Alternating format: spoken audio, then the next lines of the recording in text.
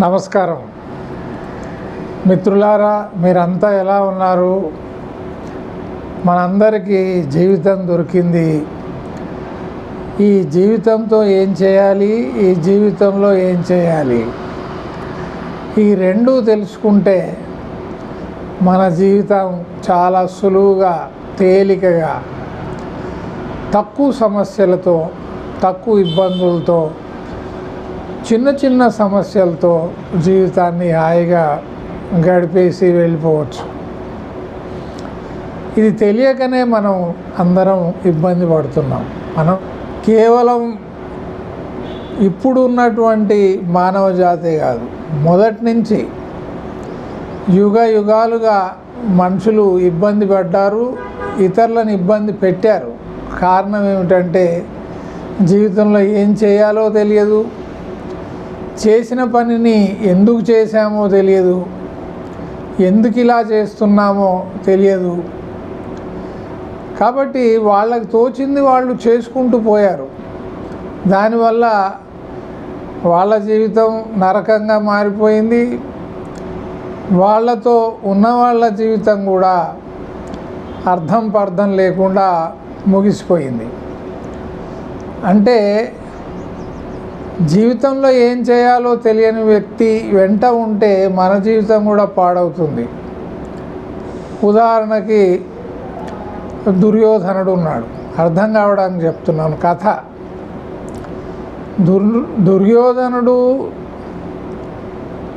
దుర్యోధనుడు కౌరవ చక్రవర్తి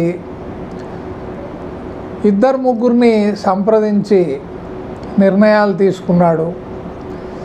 అన్నగారు కదా అని చెప్పేసి మిగతా 99 మంది తమ్ముళ్ళు కూడా ఆయననే అనుసరించారు, ఫాలో అయ్యారు. ఏమైందో చూడండి, అందరూ కుక్క చావు చావాల్సి వచ్చింది.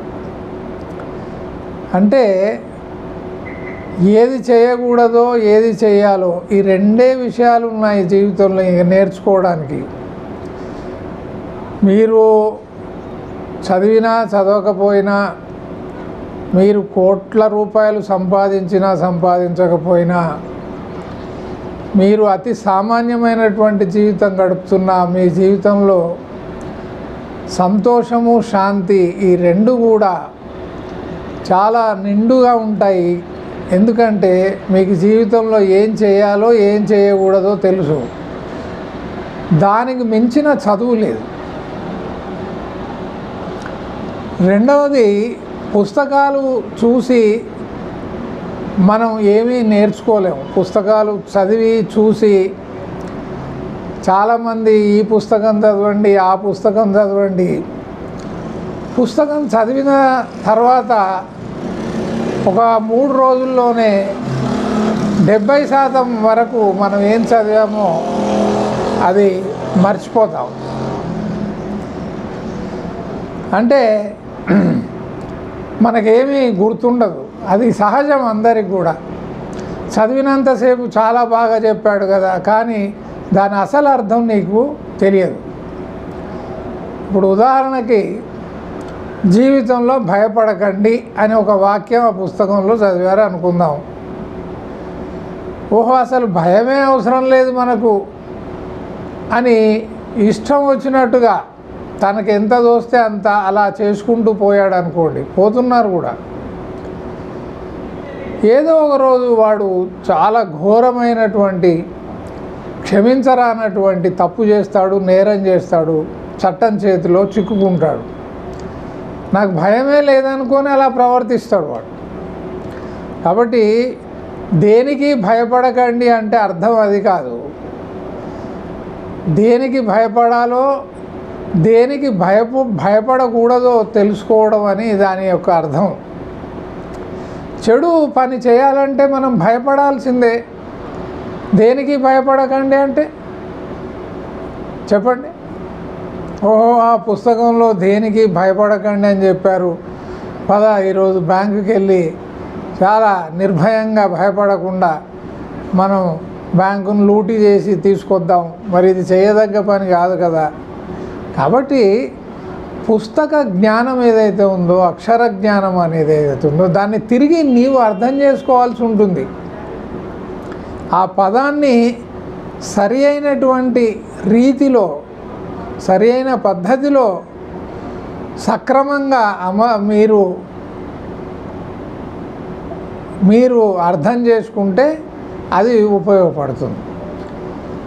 లేకపోతే అది కేవలం ఒక పదం మాత్రమే.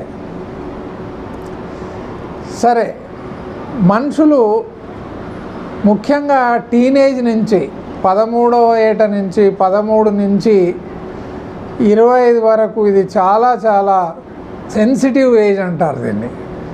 అంటే శరీరంలో విపరీతమైనటువంటి బలం ఉంటుంది, శరీరం అలసిపోదు. అదే వయసు గల మిత్రులు ఉంటారు, అందరూ కలిస్తే ఏదైనా చేసేయచ్చు అని అనుకుంటారు, చేస్తుంటారు. అదుపు ఆజ్ఞ లేనటువంటి జీవితాన్ని గడుపుతూ ఉంటారు. తల్లిదండ్రులకు ఇది పెద్ద తలనొప్పిగా తయారవుతుంది. వాడు వినడు, ఎవరు చెప్పినా వినడు. మనుషులు 3 రకాలుగా చెడిపోతారు మిత్రులారా. ఒకటి, చెప్పేవాళ్ళు లేక. అంటే వాడి చుట్టూ ఎవరు ఉండరని కాదు, వాడిని మందలించేవాళ్ళు, వాడికి నచ్చజెప్పేవాళ్ళు, ఇది తప్పు అని వాడిని నిలదీసేవాళ్ళు, అవసరమైతే 4 తన్ని చెప్పి వాడిని సరి అయినటువంటి దారిలో పెట్టేవాళ్ళు లేక జీవితం చెడిపోతుంది. ఒక చిన్న కథ చెప్తాను. ఒక ఊళ్ళో ఒక కుటుంబం ఉండేది. వాళ్లకు ఒక్కగానొక్క కొడుకు. తండ్రి ఉదయం వ్యవసాయం పనులకు వెళ్ళి రాత్రి ఎప్పుడో తిరిగి వచ్చేవాడు. తల్లి కొద్దిసేపు వ్యవసాయం పనులకి మధ్యాహ్నం వెళ్ళేది. అంటే ఉదయం వంట చేసుకొని ఆ భోజనం తీసుకొని భర్త దగ్గరికి వెళ్ళడం, ఏదో 2-3 గంటలు పనిచేసి మళ్ళీ చీకటి పడకముందే మళ్ళీ ఇంటికి వచ్చి ఇంటి వ్యవహారాలు అవన్నీ చూసుకునేది. ఓ రోజు కొడుకు ఒక గుడ్డు తీసుకొచ్చి తల్లికి చూపించాడు. తల్లి, ఎక్కడిదిరా ఈ గుడ్డు అంది. పక్కింటి వాళ్ళ కోడి పెడితే నేను ఎత్తుకొచ్చాను అన్నాడు. ఎవరు చూడలేదు కదా అన్నది తల్లి. చూడండి, ఎవరు చూడలేదు కదా అంటే వాడికి అర్థమైంది ఏంటంటే, ఓహో, ఎవరు చూడకుండా ఉంటే ఏదైనా పని చేయొచ్చు.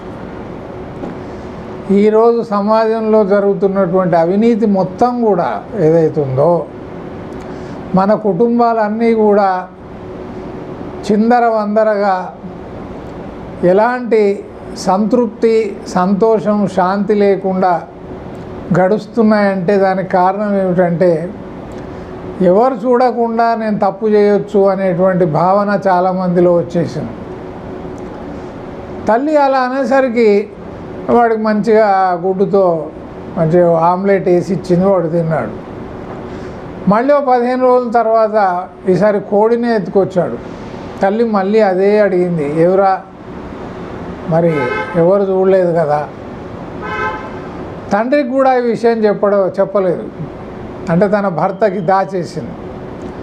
ఇలా చిన్న చిన్న దొంగతనాలు చేస్తూ వాడు పెద్దగయ్యాడు. తనలా ఆలోచించే వాళ్ళని 4గురిని మూటగట్టుకొని కలుపుకొని కొద్దిగా పెద్ద స్థాయిలో దొంగతనాలు చేయడం, ఆ వచ్చిన దొంగ సొమ్ముతో తల్లికి చాలా బంగారు నగలు చేయించడం, పెద్ద ఇల్లు కట్టుకోవడం.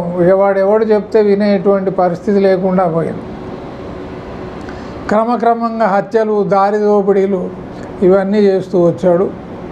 ఓ రోజు వాడు పోలీసుల చేతికి చిక్కాడు, చట్టానికి చిక్కాడు. వాడిని తీసుకుపోయి జైల్లో వేశారు. వాడు చేసినటువంటి నేరాలు, ఘోరాలు అన్నీ కావు.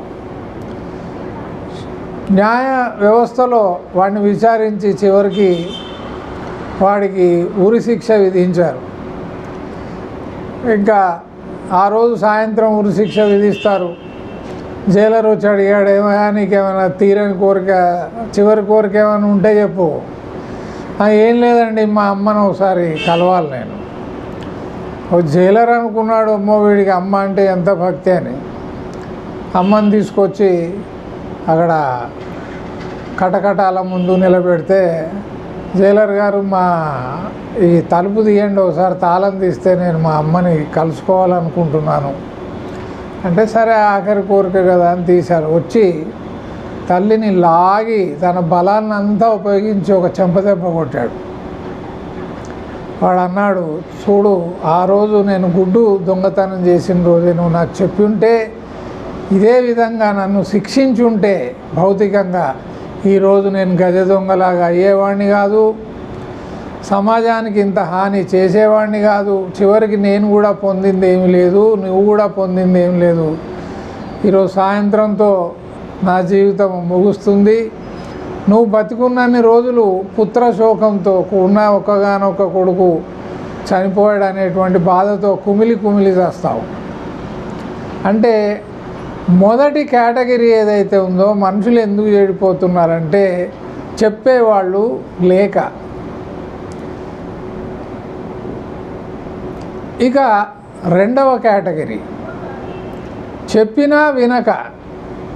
అంటే చెప్పేవాళ్ళు ఉంటారు, తల్లిదండ్రులు కానివ్వండి, అన్నదమ్ములు, చుట్టూ ఉన్నటువంటి సమాజం, బంధువులు ఎవరున్నా కానీ వాడు వినడు.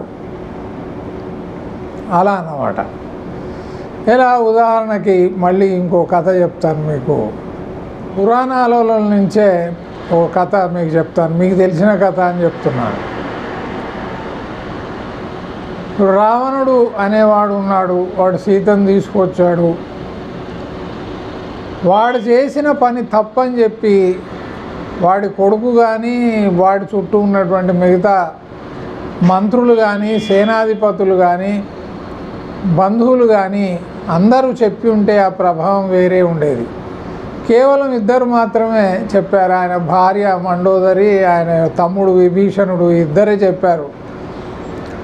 ఆమెనేమో భర్త నువ్వు ఇలా చేసి ఉండాల్సిందిగా, చాలా తప్పు చేశావు, తిరిగి ఆ అమ్మాయిని ఇచ్చేసి ఆమె భర్తకి అప్పచెప్పు అని. అలాగే విభీషణుడు కూడా చెప్పాడు కానీ అంతటి వేదాలు చదువుకున్నటువంటి వ్యక్తి, వానికి ధర్మం ఏమిటో అధర్మం ఏమిటో తెలుసు.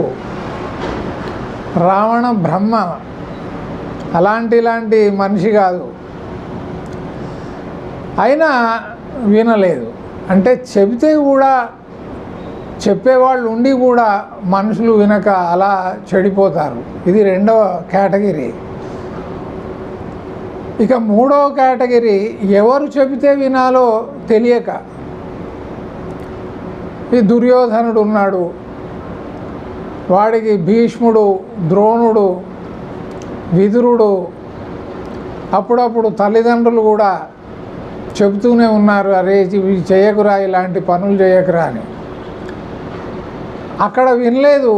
ఎవరు చెబితే వినకూడదో ఆ మాటలు విన్నాడు, శకుని మాటలు విన్నాడు. అవి నచ్చినాయి వాడికి. ఆఖరికి కృష్ణ భగవానుడు చెప్పినా వాడు మాటలు వినలేదు.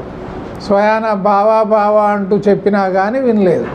అంటే ఎవరు చెబితే వినాలో తెలియక, ఎవరు చెబితే వినకూడదో ఆ మాటలు విని వారికి నచ్చినట్లుగా పనులు చేసి నాశనమైనటువంటి వాళ్ళు మూడవ కేటగిరీ వాళ్ళు. ప్రతి ఇంట్లో ఉంటారు. మీ ఇంట్లో చూడండి, మీ ఇంట్లో లేదా మీ అన్నదమ్ముల ఇంట్లో మీరు వెతకాల్సిన పని లేదు.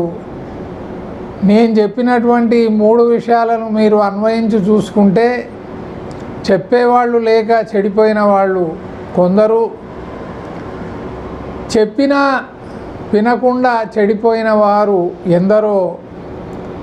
ఎవరు చెబితే వినాలో తెలియక వారికి నచ్చినట్లు పనులు చేసి